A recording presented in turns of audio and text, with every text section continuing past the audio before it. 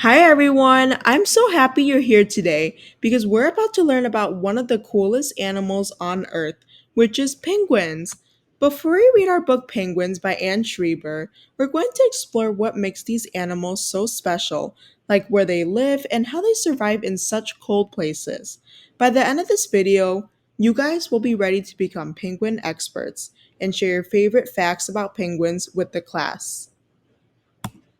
Let's start off by looking at a video of penguins waddling.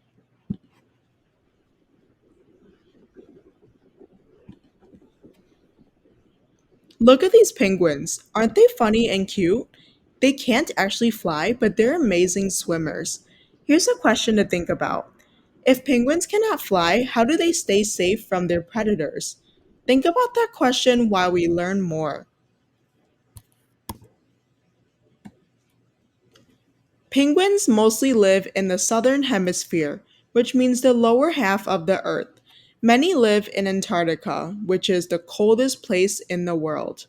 As you guys can see right here, Antarctica is highlighted, and we know that it is really cold. But did you know that not all penguins live in icy places? Some live in the warm areas, like Galapagos penguins. They live near the equator. So penguins can live in many climates, but they all have one thing in common, which is that they love spending time in water. They spend most of their time in water. Let's look at the body parts of a penguin and what makes them so special. As you guys can see, penguins have feathers. They have tiny waterproof feathers that help them keep warm and dry. They have a body shape that is shaped like a torpedo that helps them to swim really fast. They also have wings, which are called flippers, as you see here, and they help them move through the water. Penguins also have feet that are called webbed feet, and they help them steer. Penguins are black and white. Their black and white helps them to camouflage with their surroundings. And we learn, boys and girls, that camouflage helps animals blend in with their surroundings to stay safe from predators. The white on the penguin helps them blend with the bright surface when they are seen from below. The black color helps them blend in with the dark ocean when they are seen from above. Let's say the word camouflage together, boys and girls. Camouflage. It means blending in with your surroundings to stay safe. Pretty amazing, right? These adaptations help penguins survive in their environments. So let's look at the life cycle of a penguin and let's learn about how they grow. Penguins lay eggs just like other birds.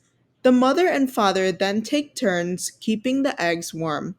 When the baby penguin, or chick, as you see right here, hatches, it's covered in soft gray feathers. The parents then feed it by bringing food from the ocean.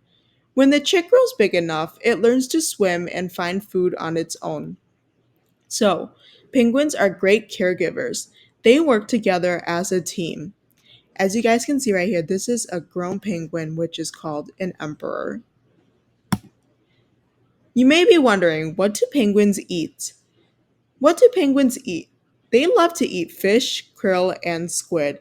They catch their food underwater using their sharp beaks. Even though they look clumsy on land, penguins are very fast swimmers. Some can even swim 15 miles per hour. Let's review what we've learned today. We learned that penguins cannot fly, but they do swim really well. Penguins live in cold and warm places. We also learned that feathers and flippers, as well as the penguin's colors, help them to survive. We learned that penguins really care about their chicks. They also eat fish and other sea creatures.